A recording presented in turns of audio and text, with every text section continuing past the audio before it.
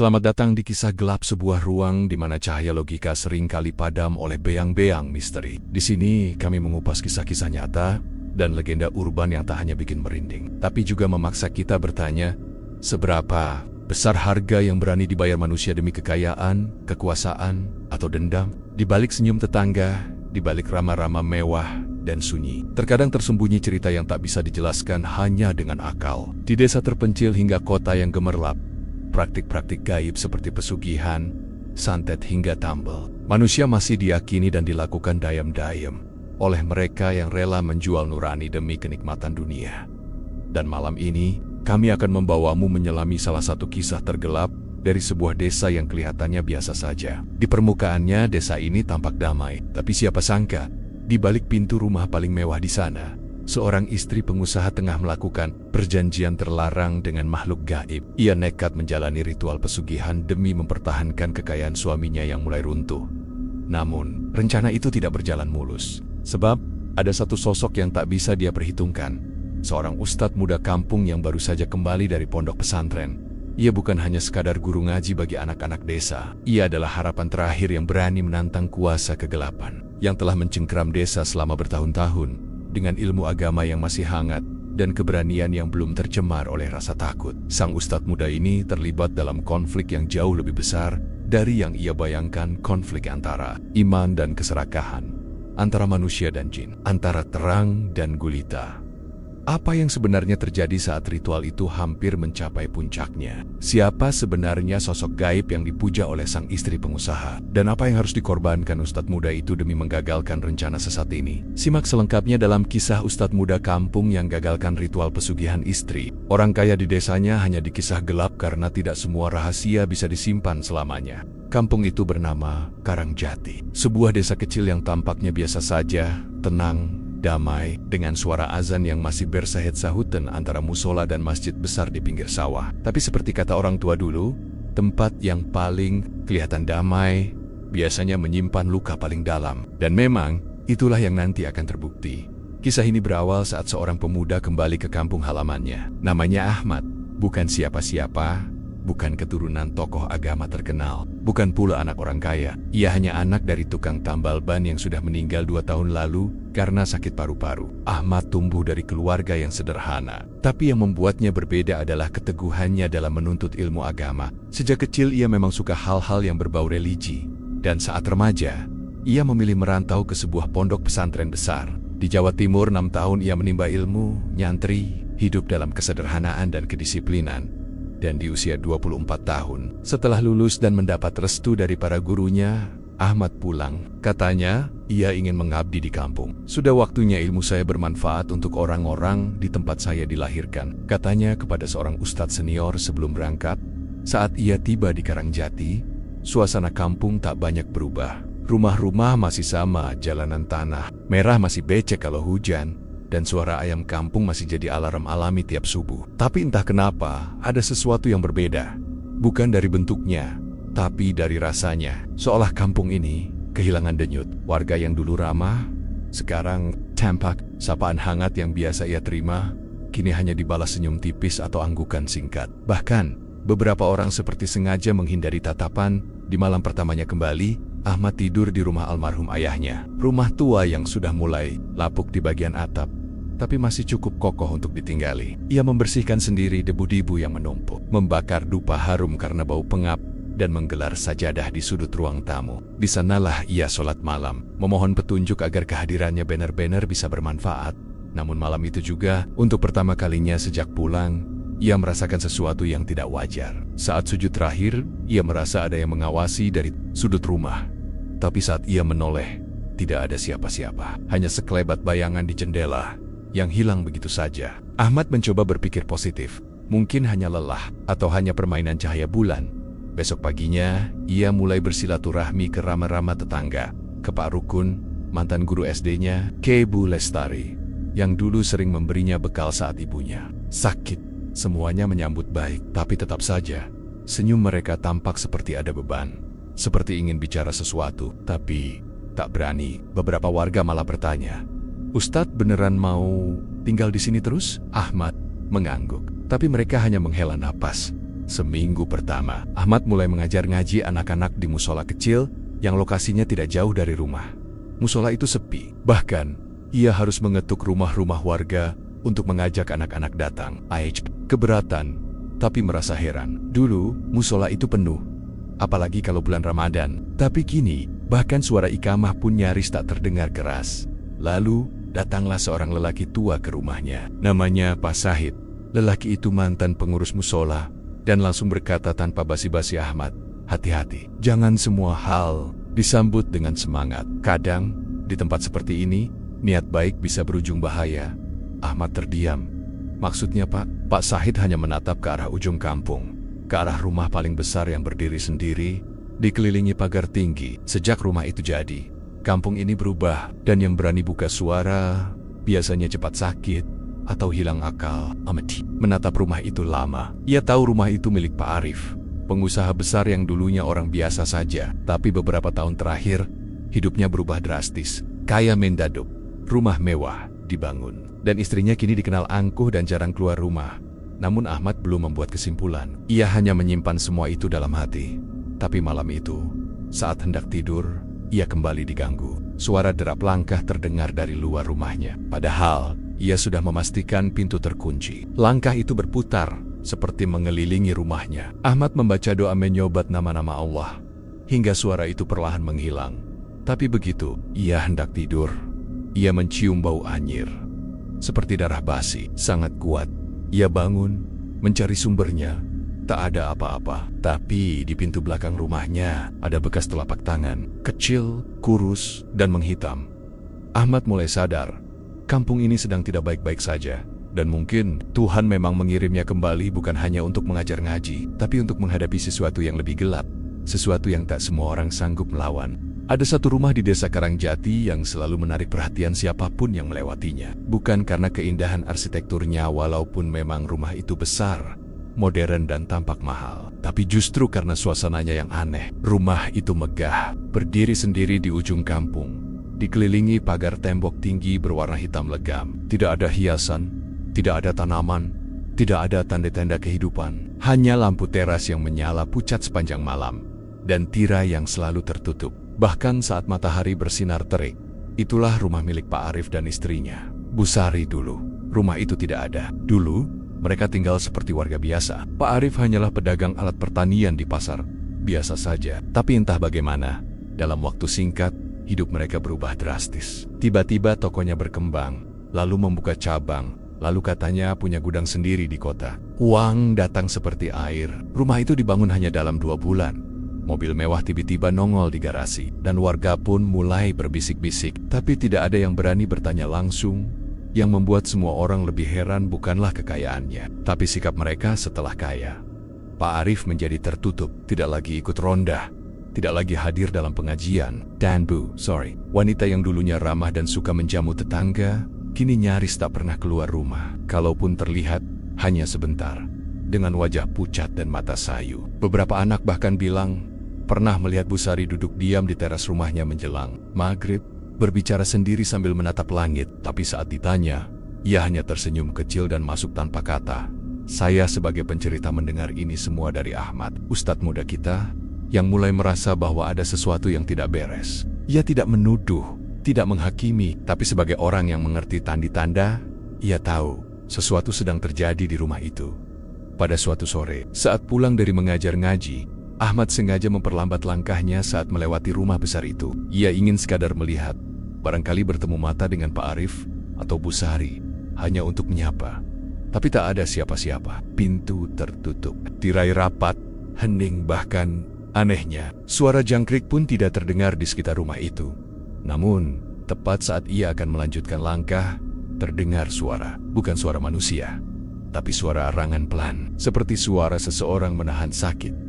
Ahmad berhenti. Ia menoleh, memusatkan pendengaran. Suara itu jelas berasal dari dalam rumah. Ia berdiri diam selama beberapa menit, tapi tak ada lagi, hanya hening. Ahmad pulang dengan hati tidak tenang. Malamnya, ia bertanya pada Pak Sahid, laki-laki tua yang sebelumnya memberi peringatan. Ia berkata, Pak Arif sekarang sering sakit-sakitan. Badannya panas dingin, tapi dokter bilang tidak ada penyakit. Ahmad bertanya lagi, lalu kenapa tidak dibawa berobat keluar kota? Pak Sahid hanya tersenyum getir.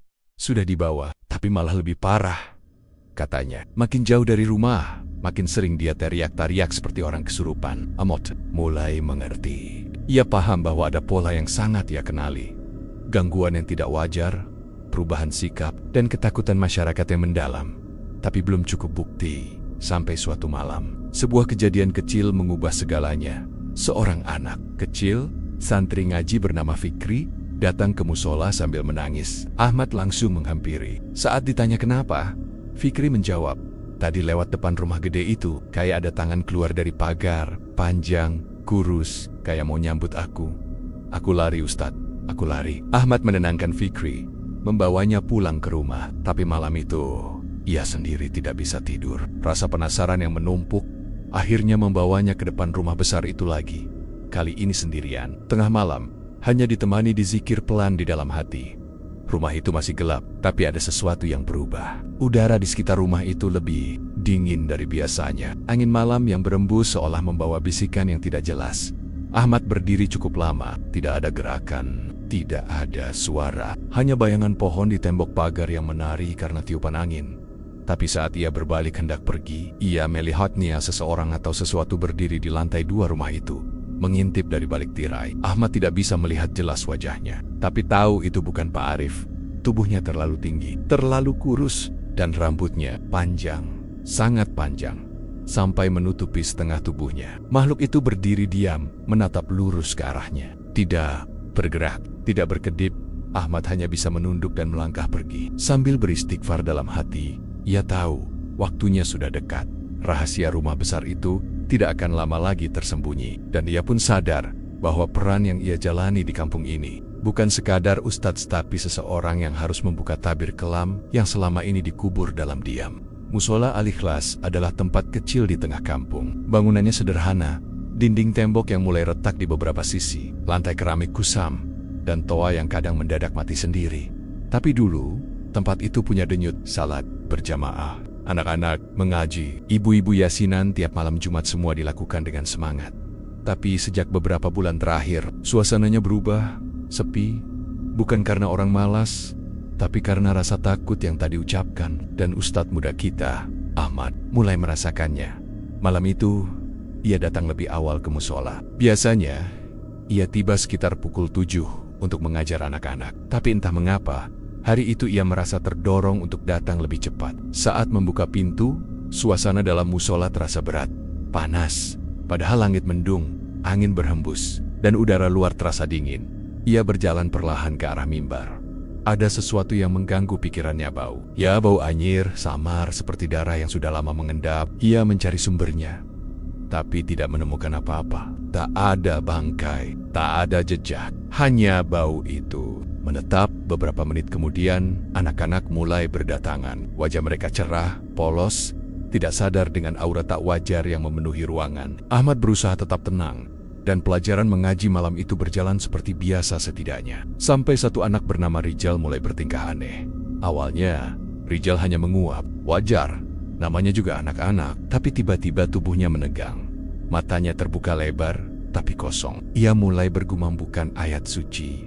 Bukan pula bahasa manusia. Suaranya pelan, serak, seperti bisikan yang meniru-niru suara tua. Ahmad menghentikan pelajaran. Semua anak panik. Rijal mulai tertawa. Tawanya bukan tawa anak kecil. Tawa itu dingin, melengking, lalu berubah jadi teriakan. Ahmad langsung bergerak cepat, membacakan ayat ruqyah pelan di telinga Rijal. Tubuh kecil itu menggeliat hebat. Ia berteriak, "Pergi kau, ini bukan urusanmu. Nyai Sari sudah punya janji." Nyai Sari, siapa itu? Setelah beberapa menit, tubuh Rijal melemas. Ia menangis, bingung, dan tak ingat apa-apa. Ahmad menenangkan yang lain, lalu mengantar mereka pulang satu persatu. Tapi dalam hatinya, perasaan cemas mulai tumbuh. Nama itu Nyai Sari terdengar bukan nama orang biasa. Bukan nama yang lahir dari cerita rakyat umum. Itu terdengar seperti nama dalam perjanjian. Beberapa hari berikutnya, gangguan demi gangguan mulai muncul. Tidak hanya di musola, tapi juga di rumah warga. Pak Man, penjaga malam kampung, bercerita bahwa ia sering melihat sosok wanita berdiri di bawah tiang bendera dekat balai desa. Wajahnya tidak terlihat jelas, tapi rambutnya panjang, dan bajunya basah. Jika didekati, wanita itu menghilang. Kadang, ia muncul kembali di tempat lain, selalu dalam diam. Hanya menatap Bu Inah, seorang janda tua, mengeluh tentang suara tangisan dari dalam sumur di belakang rumahnya. Ia pikir itu hanya suara angin atau imajinasinya sendiri. Tapi suatu malam, ia mencoba memberanikan diri mendekat dan mendengar suara yang jelas. "Tolong aku. Aku terperangkap. Aku belum siap." Semakin banyak laporan aneh, hewan ternak yang tiba-tiba mati dan mata terbuka lebar, seperti melihat sesuatu sebelum ajal menjemput. Anak-anak yang mengigau tentang wanita berambut panjang yang duduk di pojok kamar mereka. Lampu rumah yang mati mendadak, padahal tak ada korsleting, dan semuanya mengarah pada satu titik. Rumah besar milik Pak Arif. Tapi warga tak mau bicara terang-terangan. Bahkan, saat Ahmad mencoba mengangkat isu itu dalam pengajian kecil, suasana langsung berubah dingin. Tak ada yang menjawab, hanya batuk-batuk kecil dan pandangan yang saling menghindar. Malamnya, Ahmad kembali didatangi Pak Sahid. Lelaki tua itu duduk lama di teras, menatap tanah sambil menggenggam tasbih. "Ustadz, kadang orang terlalu ingin mempertahankan apa yang diberi Tuhan, sampai lupa caranya menjaga iman." Ahmad menatapnya, serius. "Apakah ini tentang Pak Arif?" Pak Sahid mengangguk pelan. "Dulu, mereka datang ke rumah saya, minta tolong. Katanya ingin penglaris. Saya tolak, tapi mereka tak berhenti. Entah kemana akhirnya mereka pergi. Yang jelas, setelah itu, rumah itu jadi mewah, tapi hatinya kosong. Dan sejak itu, kampung ini tak pernah tenang lagi." Ahmad terdiam lama. Ia sadar, ini bukan sekadar gangguan biasa. Ini bukan jin iseng. Ini adalah efek dari sebuah perjanjian yang melibatkan tumbal, pesugihan, dan makhluk dari dunia yang kita tidak bisa sepenuhnya pahami. Dan satu hal yang paling membuat Ahmad gusar adalah bahwa gangguan ini tidak hanya mengincar mereka yang terlibat langsung, tapi seluruh kampung, semua orang, bahkan anak-anak. Sampai kapan harus diam? Sampai berapa banyak korban harus jatuh, baru seseorang berani bicara? Ahmad mulai menyusun niat. Ia tak bisa hanya menjadi guru ngaji biasa. Ia harus jadi perantara cahaya karena Jalab ini sudah terlalu lama merajalela. Dan malam itu, ia sujud lebih lama dari biasanya, meminta petunjuk. Sebab dalam hatinya, ia tahu pertarungan itu akan segera datang. Bukan dengan tangan kosong, tapi dengan iman sebagai senjata satu-satunya. Kalau ada momen yang menandai perubahan arah dalam hidup seseorang, maka bagi Ahmad, momen itu terjadi pada malam ke-17. Sejak ia kembali ke kampung, malam itu bukan malam istimewa dalam kalender Islam, bukan malam ganjil di bulan Ramadan, bukan pula malam Jumat, tapi justru di malam biasa itulah sebuah nama muncul, nama yang akan menguak tabir kegelapan yang selama ini hanya ia rasakan samar. Hari itu Ahmad mengajar seperti biasa. Musola kembali sunyi dan hanya belasan anak yang hadir. Di antara mereka, ada seorang anak yang sangat cerdas namanya Naufal. Usianya sekitar 10 tahun, anak yatim yang diasuh neneknya dan menjadi murid kesayangan Ahmad karena cepat menghafal, rajin sholat dan tak pernah mengeluh meskipun hidupnya serba kekurangan. Tapi malam itu, Naufal datang terlambat. Saat masuk ke musola, wajahnya pucat, bajunya lusuh, dan langkah kakinya tidak seperti biasa. Ia berjalan pelan, seolah ragu atau terbebani sesuatu. Ahmad menyapanya, tapi anak itu hanya menunduk, matanya kosong. Pelajaran malam itu berlangsung. Sedikit anak-anak terlihat gelisah, beberapa mencuri pandang ke arah Naufal. Ahmad mengabaikannya, mencoba fokus pada bacaan surah pendek yang sedang mereka hafal. Tapi saat giliran Naufal maju ke depan untuk menyetorkan hafalan, sesuatu yang tidak biasa terjadi. Naufal membuka mulutnya, tapi bukan ayat yang keluar, melainkan gumaman aneh, pelan, berat, dan terdengar seperti bukan suara anak kecil. Sudah cukup, jangan ganggu lagi." Ahmad terkejut. Anak-anak mulai bergeser mundur. Naufal menatap ke arah lenggit-lenggit musola. Matanya membelalak. Ia tertawa kecil, lalu menenggus, lalu tertawa lagi. "Nyai Sari, sudah diberi. Kenapa masih menolak? Kenapa masih dicampuri?" Nama itu, lagi, Ahmad langsung paham. Ini bukan kebetulan. Ia mendekat perlahan dan menempelkan tangan di pundak Naufal sambil membaca ayat ruqyah. Tapi Naufal berteriak, tubuh kecilnya tersentak seperti terbakar. "Aku tahu kau, ustadz muda yang sok suci. Kau pikir bisa lawan perjanjian ini? Sudah terlambat, dia milik kami, sudah dibayar." Ahmad menggertakkan gigi. Suara yang keluar dari mulut Naufal kini jelas bukan miliknya. Terlalu tua, terlalu kasar, dan terlalu penuh dendam. Anak-anak lain ketakutan dan mulai menangis. Beberapa lari keluar musola. Ahmad tetap tenang. Ia terus membaca ayat demi ayat, menahan tubuh Naufal yang kini berguling di lantai seperti kesakitan. Lalu, dengan suara parau itu, ia atau sesuatu dalam diri Naufal berteriak, "Kau tak akan bisa selamatkan dia. Dia sudah berjanji, sudah mengirim darah." Kemudian, tubuh Naufal melemas.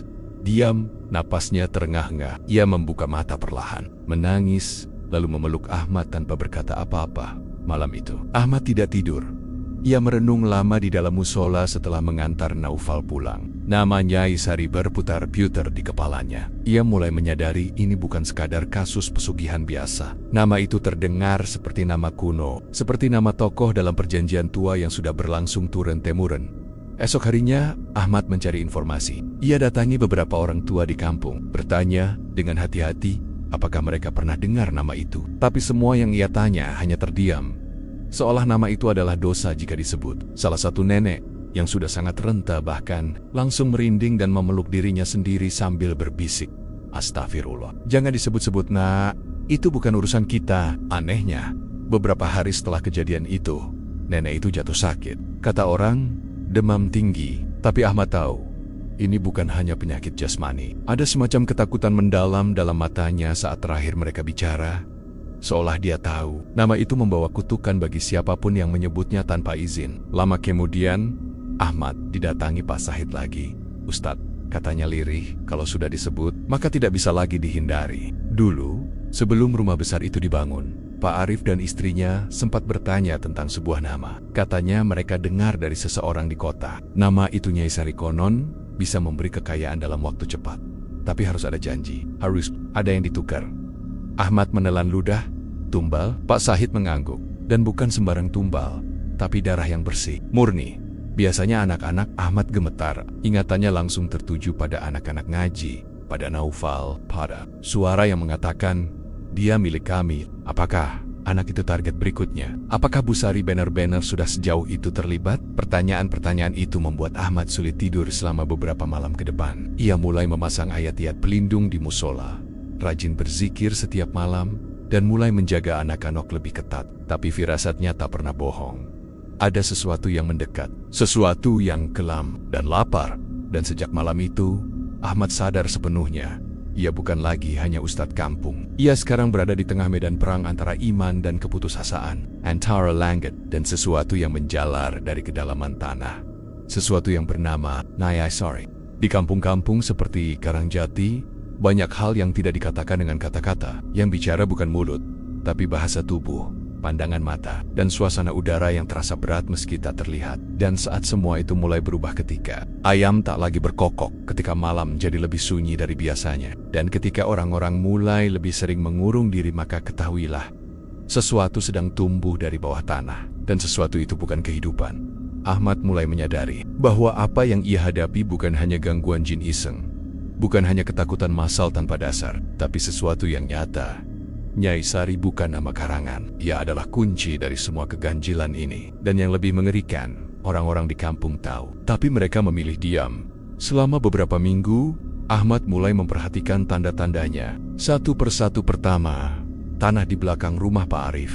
Ada satu kebiasaan baru yang mencurigakan. Setiap malam Jumat, selalu ada bau bunga 7 rupa tercium dari arah kebun kosong di belakang rumah besar itu. Bau itu khas bunga melati dan kenanga, dicampur bau dupa yang dibakar lama. Beberapa kali, saat Ahmad pulang dari musola larut malam, ia mencium bau itu. Tapi tidak ada asap, tidak ada orang, hanya aroma menyengat yang muncul dan lenyap begitu saja. Lalu Ahmad nekat. Suatu malam, ia menyusuri sisi luar pagar rumah Pak Arif, dan di sudut yang gelap, ia menemukan sesuatu. Bekas abu yang masih hangat, bunga-bunga layu berserakan, dan kain hitam yang dibungkus tali merah. Simbol-simbol ini bukan asing baginya. Di pondok dulu, ia pernah belajar mengenali peralatan ritual pesugihan, dan semua yang ia temukan malam itu cocok. Keesokan harinya, Ahmad mencoba mengonfirmasi pada seseorang yang ia percaya, Pak Surya, mantan guru spiritual warga yang sudah lama menarik diri dari dunia gaib. Saat diperlihatkan barang-barang itu, Pak Surya langsung diam. Ia menunduk lama, lalu berkata pelan, "Ini bukan pesugihan biasa. Ini bukan sekadar memanggil khodam untuk jaga toko atau penglaris warung. Ini perjanjian dan bukan dengan sembarang makhluk." Ahmad bertanya, "Apa maksudnya perjanjian?" Pak Surya menjawab, "Nyai Sari adalah nama lama, nama dari ilmu pesugihan darah. Ia hanya dipanggil oleh mereka yang bersedia memberikan tumbal yang bukan milik mereka. Tumbal murni, biasanya anak-anak, bisa anak sendiri, atau anak orang lain yang dipilih melalui proses gaib. Ahmad terdiam. Ia ingat suara yang keluar dari mulut Naufal. Ia ingat jerak-gerik Busari yang makin jarang terlihat, tapi kabarnya makin rajin menyepi setiap malam Jumat. Ia ingat juga Pak Arif yang sejak seminggu terakhir dikabarkan jatuh sakit keras, demam yang tak reda, kulit mengelupas seperti terbakar dari dalam, tapi tak ada dokter yang bisa menjelaskan kenapa. Dan malam itu, puncaknya datang.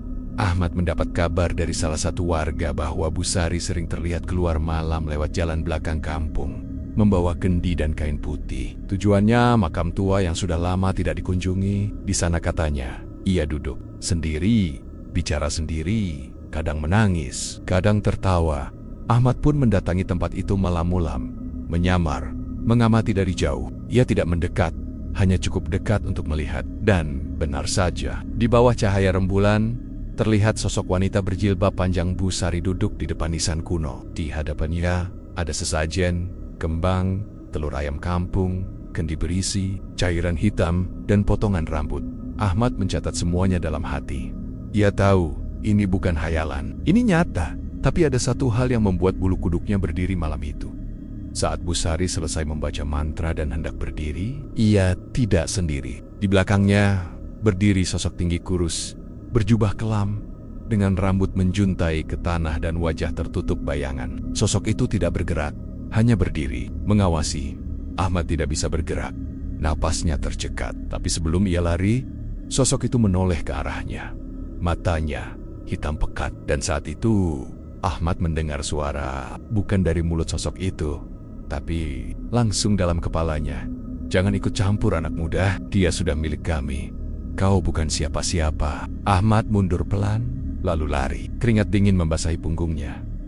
Ia tidak kembali ke rumah malam itu. Ia masuk ke musola Mengunci Diri dan menghabiskan malam dengan membaca surat-surat perlindungan sambil menangis. Ia tahu, waktunya hampir habis, sesuatu sedang dipersiapkan, dan jika ia tidak bergerak cepat, akan ada yang dikorbankan. Tapi siapa yang akan percaya? Siapa yang mau melawan? Ahmad sadar, kalau bukan dia, siapa lagi? Dan malam itu, untuk pertama kalinya sejak ia pulang kampung, ia tidak hanya merasa takut, tapi juga marah. Karena kegelapan ini tidak datang sendiri. Ia diundang, dipelihara, dan sekarang ingin menagih bayaran. Setelah malam itu, Ahmad tahu satu hal dengan pasti. Musuh yang sedang dihadapinya bukan hanya makhluk dari dunia gaib, tapi juga rasa takut yang sudah mengakar di dalam hati manusia. Dan yang paling menyedihkan adalah, rasa takut itu tak lagi rasional. Ia menjelma jadi sikap diam, pasrah, pura-pura tidak tahu. Padahal di balik diam itulah, bahaya justru tumbuh subur. Pagi harinya, Ahmad memutuskan untuk tidak menunggu lebih lama. Ia mulai mendatangi warga satu persatu. Bukan untuk mengusik, tapi untuk memastikan bahwa mereka tahu apa yang sedang terjadi dan bahwa mereka tidak sendirian. Rumah pertama yang ia datangi adalah rumah Pak Rahmat, tokoh masyarakat yang dulu paling vokal dalam pengajian kampung. Tapi begitu Ahmad mulai membahas tentang ritual Busari dan tanda-tanda pesugihan, Pak Rahmat langsung berubah. "Sudahlah, Met," katanya sambil menunduk. "Kamu baru datang, jangan ikut-ikut urusan lama, Pak. Saya lihat sendiri. Saya tahu ini bukan sekadar gosip. Saya cukup." Suara Pak Rahmat tiba-tiba meninggi. "Kamu kira kamu bisa lawan mereka? Sudah banyak yang nyoba, dan semua gagal, sakit, meninggal, gila."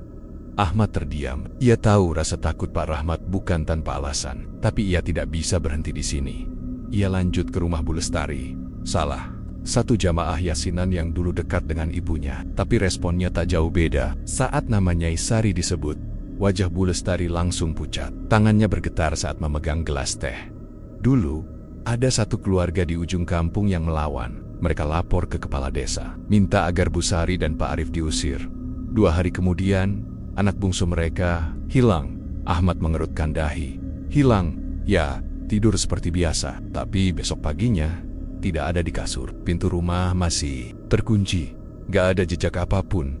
Sampai sekarang, gak pernah ketemu. Ahmad mulai merasakan ketegangan yang lebih dalam. Ini bukan soal jin atau sihir saja. Ini sudah menyangkut teror yang membuat seluruh kampung memilih diam. Dan setiap kali Ahmad menyebut nama Busari atau rumah besar itu, warga menunduk. Mata mereka kosong, bibir mereka terkunci.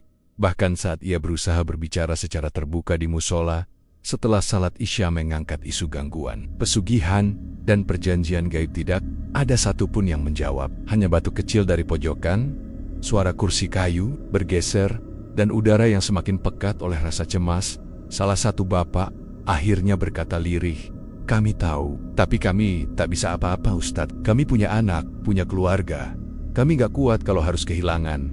Ahmad mengerti, tapi di saat yang sama, hatinya teriris. Kampung ini sedang diperas perlahan oleh kegelapan, dan semua orang memilih berkompromi demi rasa aman yang semu. Lalu datang satu momen kecil tapi mengubah segalanya. Ahmad sedang duduk di beranda musola. Malam itu, saat seorang anak menghampiri, anak perempuan kecil, sekitar 7 tahun, memakai daster lusuh. Namanya Mira. Ia menangis diam-diam, matanya merah. Di tangannya ada boneka lusuh. Ahmad mengusap kepalanya dan bertanya pelan, "Ada apa, nak?" Dan Mira menjawab dengan satu kalimat yang membuat darah Ahmad dingin. "Semalam, aku mimpi dibawa tante berambut panjang ke rumah besar. Dia bilang aku mau dimandiin. Baik, tapi airnya warna merah, Ustadz." Ahmad tersentak. Mira melanjutkan, masih dengan suara pelan, polos seperti anak-anak pada umumnya, "Tapi aku lari karena ada suara yang manggil dari musola. Suaranya kayak suara Ustadz. Dia bilang, 'Lari.'" Mira lari. Terus, aku bangun. Ahmad memeluk Mira. Dalam diam, ia tahu satu hal. Waktu makin habis. Dan pada titik itu, Ahmad mengambil keputusan.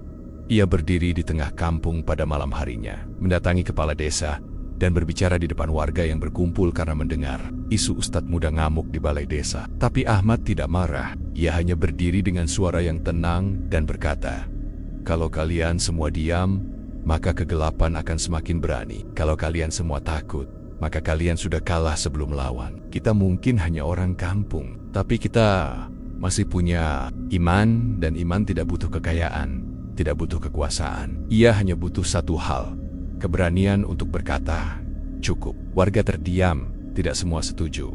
Beberapa masih menunduk, tapi ada yang mulai mengangguk. Ada yang matanya mulai berkaca-kaca. Dan malam itu, meski hanya dengan sedikit dukungan, Ahmad tahu perjuangan ini tidak bisa ditunda. Karena musuh mereka bukan hanya Busari, tapi rasa takut yang membuat semua orang percaya bahwa diam adalah satu-satunya cara selamat. Padahal dalam diam itu, anak-anak mereka sedang diincar.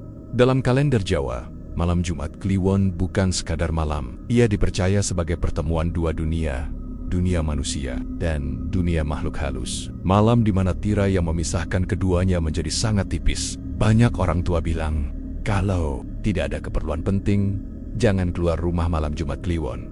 Tapi malam itu, Ahmad justru melangkah keluar sendirian. Dengan satu tujuan, membongkar ritual terakhir yang selama ini mengikat kampungnya dalam gelap. Siang sebelumnya, ia sudah merencanakan semuanya. Beberapa warga mulai percaya, meski mereka masih takut untuk ikut terlibat langsung. Tapi Ahmad tak butuh ramai-ramai. Ia hanya butuh keyakinan, dan itu sudah cukup. Ia menyiapkan air ruqyah, tasbih, dan beberapa ayat pelindung yang ia hafal. Dari masa mondoknya, ia juga menulis surat pendek untuk ditinggalkan di musola. Berjaga-jaga jika sesuatu terjadi padanya malam itu. Waktu menunjukkan pukul 11 malam saat ia mulai melangkah ke arah rumah besar di ujung kampung. Langkah Ahmad pelan. Setiap langkah disertai zikir yang tak putus dari bibirnya. Udara malam itu sangat sunyi. Tak ada angin, tak ada suara jangkrik. Bahkan, seolah kampung ini ditelan senyap yang tidak wajar. Cahaya lampu jalanan tampak redup, langit mendung. Tapi, tidak, hanya awan hitam bergelayut berat di atas kepalanya. Dan di kejauhan, di balik pagar tinggi rumah Pak Arif, terlihat cahaya redup api. Itu bukan cahaya lampu, tapi api unggun. Ahmad mempercepat langkah. Ia menyusuri jalur samping yang sudah ia hafal, jalan tikus yang biasa digunakan warga untuk memotong arah ke kebun. Ia menyelinap di balik pohon pisang dan pagar hidup yang rimbun, hingga akhirnya sampai di belakang rumah. Apa yang dilihatnya malam itu tak akan pernah ia lupakan seumur hidup. Busari berdiri di tengah lingkaran tanah, mengenakan pakaian serba hitam, rambutnya tergerai panjang, dan di hadapannya ada sesajen besar. Kendi tanah, ayam hitam yang sudah disembelih, potongan kain kafan, dan yang paling membuat Ahmad gemetar, seorang anak kecil yang terikat, terbaring di tanah malut anak itu. Dibekap, matanya melotot ketakutan. Ahmad mengenali anak itu, Mira.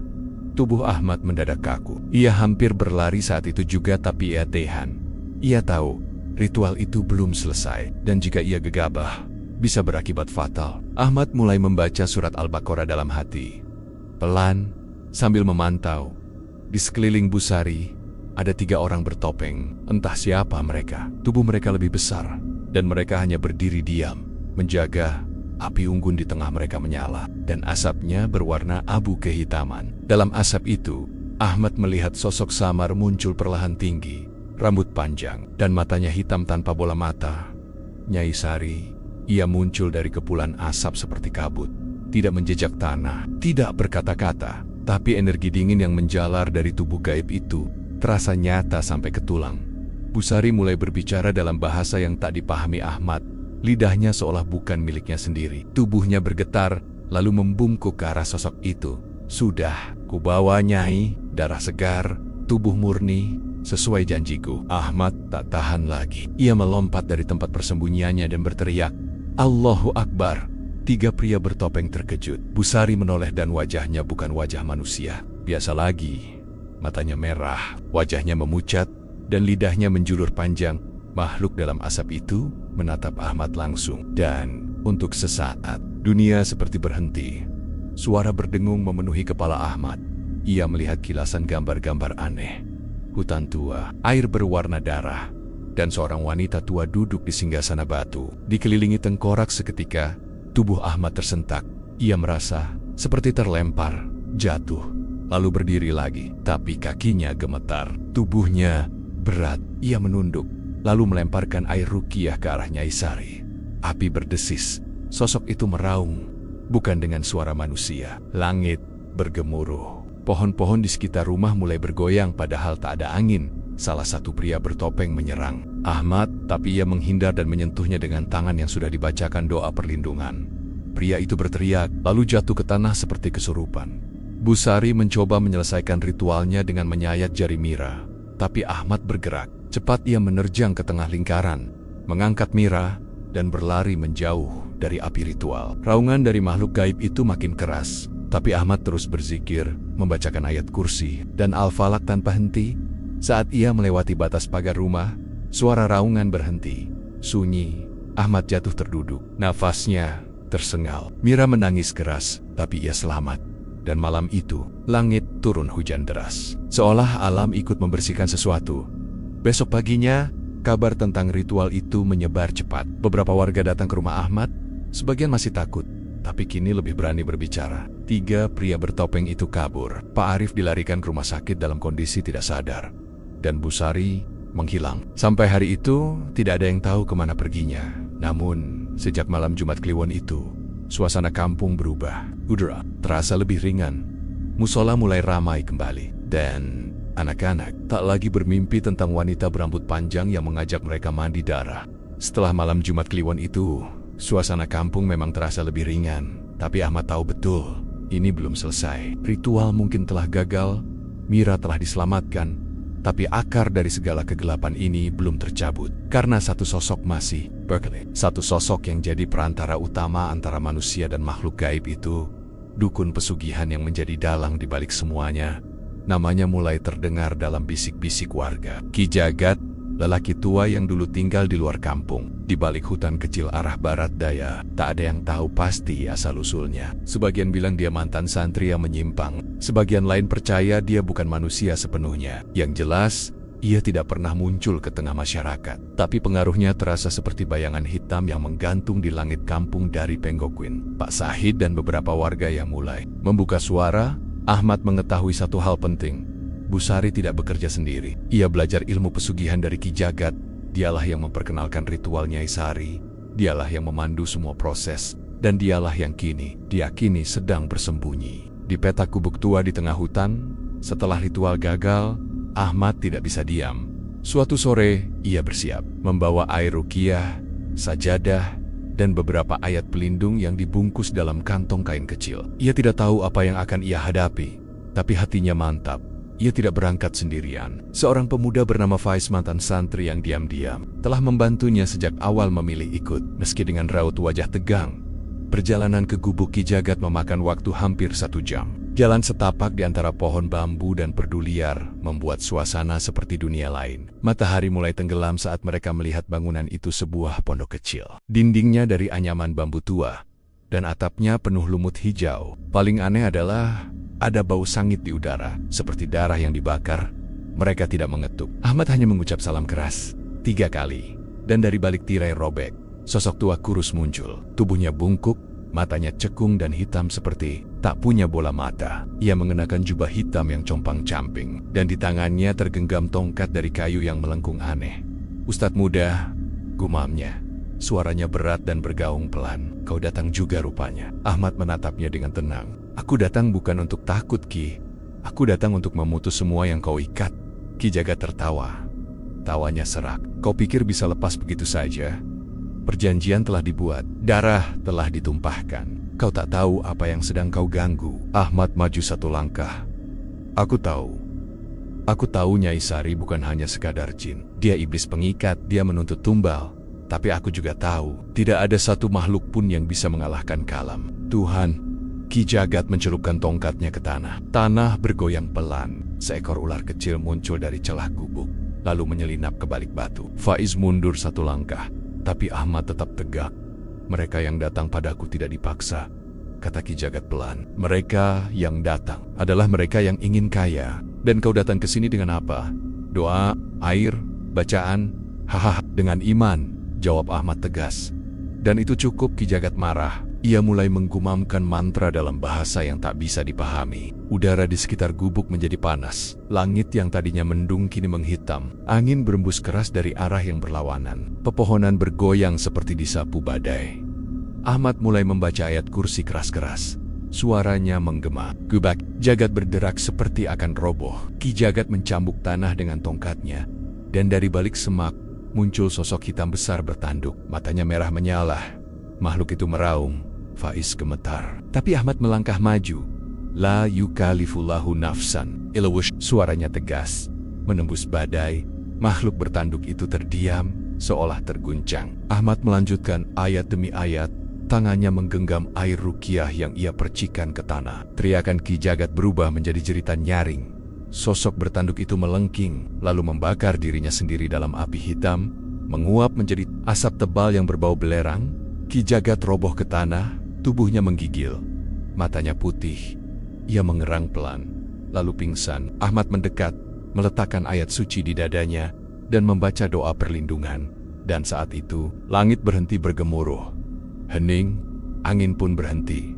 Gubuk itu menjadi sunyi seperti tak pernah terjadi apa-apa. Tapi Ahmad tahu, konfrontasi itu telah mengakhiri sesuatu. Sebuah rantai gelap telah diputus, bukan hanya pada tubuh Ki Jagat, tapi pada seluruh kampung Karangjati. Ahmad dan Faiz membawa tubuh lemah Ki Jagat keluar dari hutan, diserahkan kepada aparat desa dan ulama kampung untuk ditangani lebih lanjut. Warga pun kini tahu bahwa kejahatan spiritual yang membungkam mereka selama ini punya wajah, punya asal-usul, dan yang terpenting punya akhir.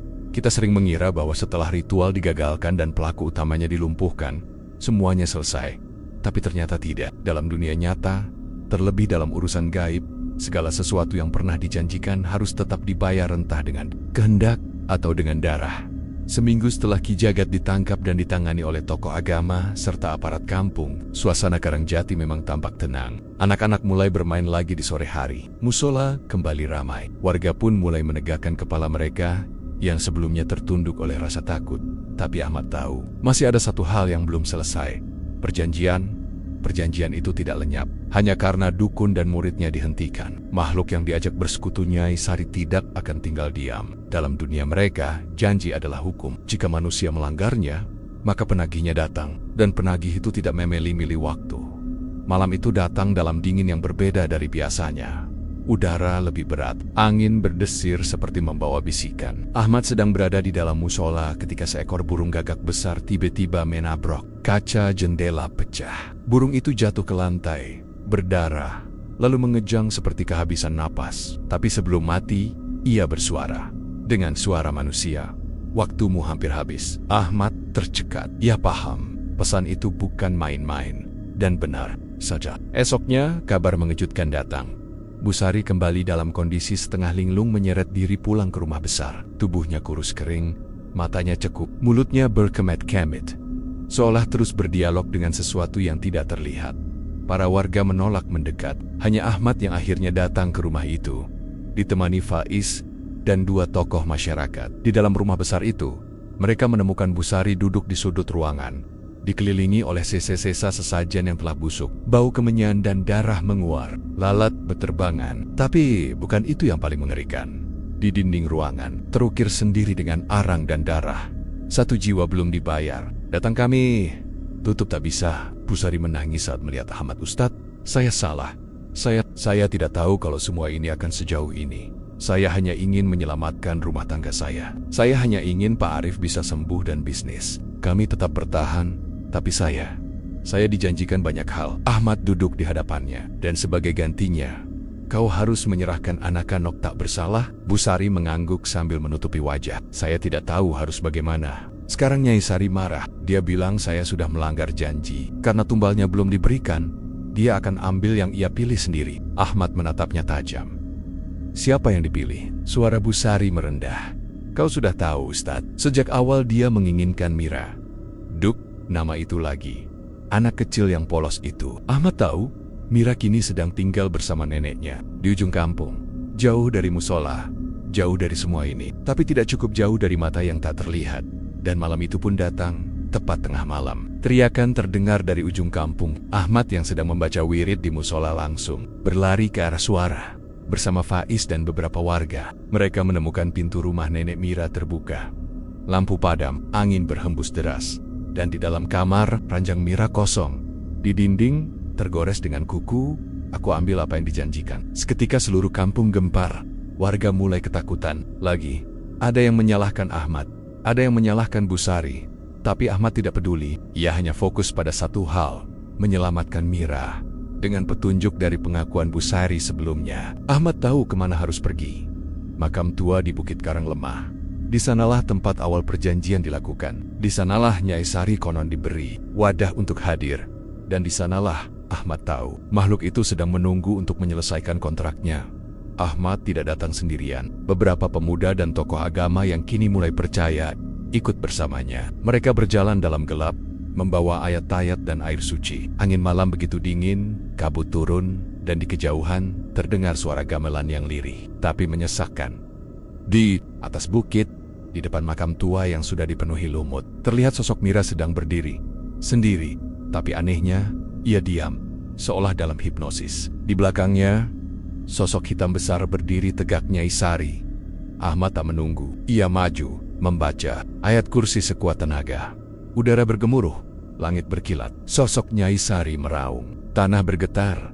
Demi Allah yang Maha Kuasa, aku putuskan semua perjanjian laknat ini. Ahmad berteriak.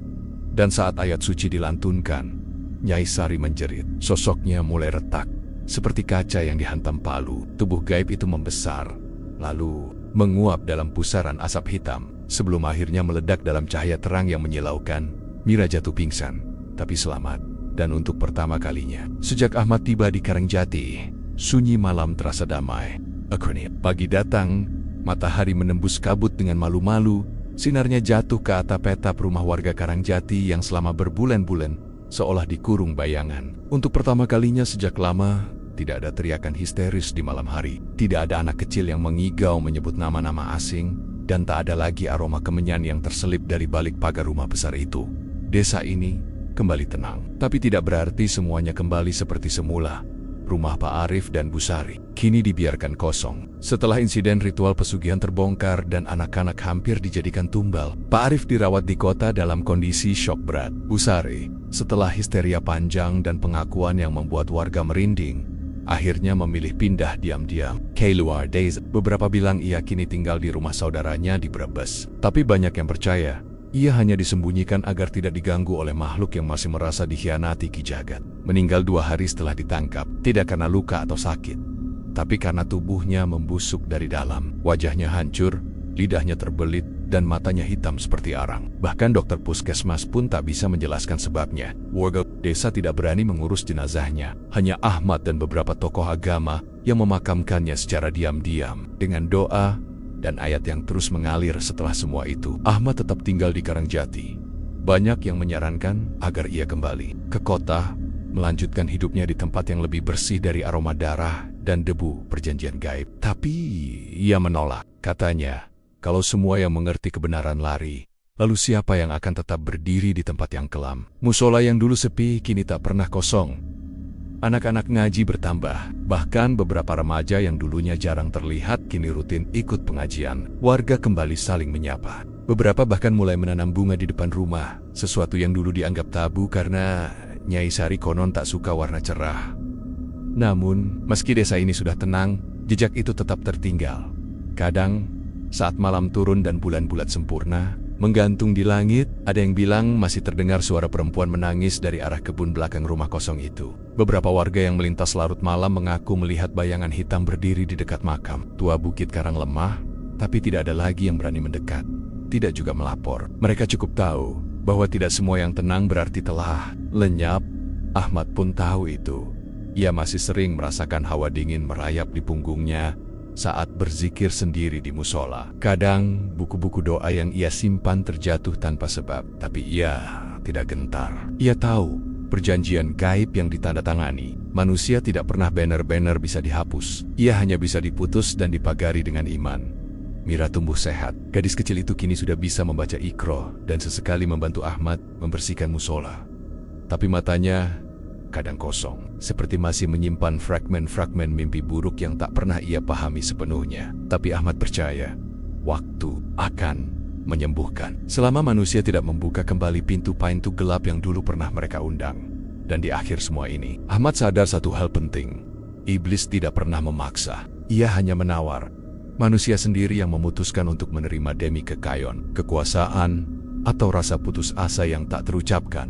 Dan Kampung Karangjati adalah bukti bahwa bahaya terbesar bukan datang dari dunia gaib, tapi dari manusia yang mau berdamai dengan kegelapan demi hal-hal yang fana. Kisah ini mungkin telah berakhir, tapi kisah serupa bisa saja sedang dimulai. Di desa lain, di rumah lain, di hati orang-orang yang merasa hidupnya kurang, lalu mencari jalan pintas. Karena setan tak pernah tidur dan hanya menunggu nama lamanya dipanggil kembali. Kisah Ustadz Ahmad bukan sekadar cerita tentang jin, dukun atau pesugihan. Ini adalah gambaran nyata bagaimana iman dan keberanian bisa menjadi benteng terakhir ketika kegelapan mencoba menguasai sebuah desa. Di tengah ketakutan ada satu orang yang memilih untuk berdiri. Dan dari satu keberanian itu, lahirlah perubahan yang menyelamatkan banyak nyawa. Tapi seperti yang kita tahu, kegelapan tidak pernah benar-benar hilang. Ia hanya menunggu celah, menunggu janji, menunggu manusia yang siap menjual nuraninya. Jadi, jika kamu berpikir cerita ini berakhir, mungkin kamu hanya belum mendengar yang berikutnya. Terima kasih sudah mendengarkan Kisah Gelap, tempat di mana kisah-kisah nyata, mistis, dan rahasia dunia pesugihan terungkap satu demi satu. Kalau kamu suka dengan cerita seperti ini yang penuh kejadian gaib, konflik batin, dan rahasia di balik kehidupan sehari-hari, klik tombol subscribe, nyalakan lonceng, dan bagikan ke temanmu yang berani tidur sendiri tanpa lampu. Kita akan terus menghadirkan kisah-kisah menyeramkan, bukan untuk menakut-nakuti, tapi untuk mengingatkan bahwa dunia ini lebih luas daripada yang bisa dilihat mata. Sampai jumpa di kisah berikutnya, dan ingat, jangan pernah memanggil sesuatu yang tidak bisa kau usir.